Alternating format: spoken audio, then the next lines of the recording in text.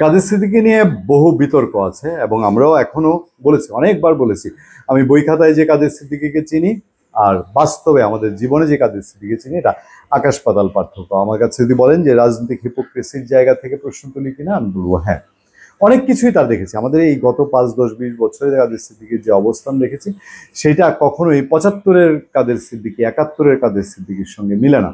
তবে এবার আওয়ামী লীগ সরকার বিদায় হওয়ার পর কাদের সিদ্দিকী আবার তার পুরনো সেই বীরত্বপূর্ণ যেই সময় ছিল সেটার কিছু রূপ দেখানোর চেষ্টা করেছেন। ধানমন্ডি 32 নম্বরে তিনি ফুল দিতে যাওয়ার চেষ্টা করেছেন, হেনস্থা হয়েছেন। তিনি মাঝে মধ্যেই বলছেন, এবং আওয়ামী লীগ যখন নিষিদ্ধ করা হলো, নিষিদ্ধ বলতে তার কার্যক্রম নিষিদ্ধ করা হলো, তখনও তিনি বেশ কিছু কথা বলেছেন যেগুলো মানুষের কানে এখনো বাজে। এখন কাদের সিদ্দিকী আরেকটা কথা বলেছেন, যেই কথাটার সঙ্গে আসলে বাংলাদেশের বাস্তবতায় অনেকে অনেক জায়গায় মিল খুঁজে পান কিনা। কাদের সিদ্দিকী বলছেন, কৃষক শ্রমিক জনতা লীগের সভাপতি কাদের সিদ্দিকী, আওয়ামী লীগ নিষিদ্ধ হতে পারে কিন্তু মাওলানা ভাসানীর আওয়ামী লীগ তো নিষিদ্ধ না, বঙ্গবন্ধুর আওয়ামী লীগ নিষিদ্ধ না। আর আওয়ামী লীগ আইনের দ্বারা নিষিদ্ধ হতে পারে, মানুষের অন্তরের দ্বারা না। টাঙ্গাইলে একটা প্রোগ্রামে বলেছেন, স্বাধীনতা আমাদের, স্বাধীনতা বাংলাদেশের, স্বাধীনতা আওয়ামী লীগের না, স্বাধীনতা বিএনপিরও না, স্বাধীনতা শুধু অধ্যাপক ইউনূসেরও না, স্বাধীনতা শুধু এনসিপিরও না। এটা দেশের স্বাধীনতা, দেশের মানুষের স্বাধীনতা। তিনি শেখ হাসিনা সম্পর্কে বলছেন, তার বোন এর আগে বলতেন ক্ষমতায় থাকতে, শেখ হাসিনার পতন ন্যায়ের কাছে অন্যায়ের পতন।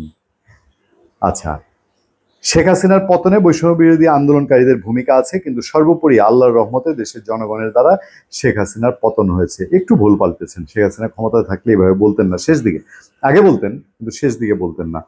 আমি যদি ভবিষ্যতে শেখ হাসিনার মতো হই, শেখ হাসিনার চাইতেও বড় পতন আমার হবে, অন্য কেউ যদি করেন তারও পতন হবে। ইঙ্গিতপূর্ণ বক্তব্য। আল্লাহর তরফ থেকে শেখ হাসিনার পতন হয়েছে, আর এই পতন ঘটাতে যারা নেতৃত্ব দিয়েছেন তাদের সম্মান 1000 বছর থাকার কথা ছিল, কিন্তু তারা নিজেদের নিয়ন্ত্রণে রাখতে না পেরে নিজেদের সম্মান খুইয়ে চলেছেন। এটা সবাই জানেন, আমরা এর আগে একটা আলোচনায় বলেছি। বৈষম্য বিরোধী, তারপর সমন্বয়ক, এই শব্দগুলো শুনলে মানুষের মধ্যে একটা অ্যালার্জি তৈরি হয়। এবার আসুন কাদের সিদ্দিকী যে কথাটা বলেছেন যে আওয়ামী লীগ কাগজে নিষিদ্ধ, মানুষের মনে নিষিদ্ধ না, এই প্রসঙ্গটা বারবার ঘুরে ফিরে উঠছে। ইন্টারন্যাশনাল মিডিয়ায় সামনে ডক্টর মোহাম্মদ ইউনূসকে প্রশ্নের মুখে পড়তে হচ্ছে, রাজনৈতিক বিশ্লেষকরা বলছেন, ওপেনলি আলোচনা হচ্ছে। বাংলাদেশে এমন যদি হতো যে আওয়ামী লীগকে 2 চোখে কেউ আর দেখতে পাচ্ছে না, ধরেন ঠিক আছে, এখনো বাংলাদেশে 18 কোটি মানুষের মধ্যে 18-20 জন দেখতে পারে, 18-20 হাজার দেখতে পারে, 18-20 লাখ দেখতে পারে, তাও তো না।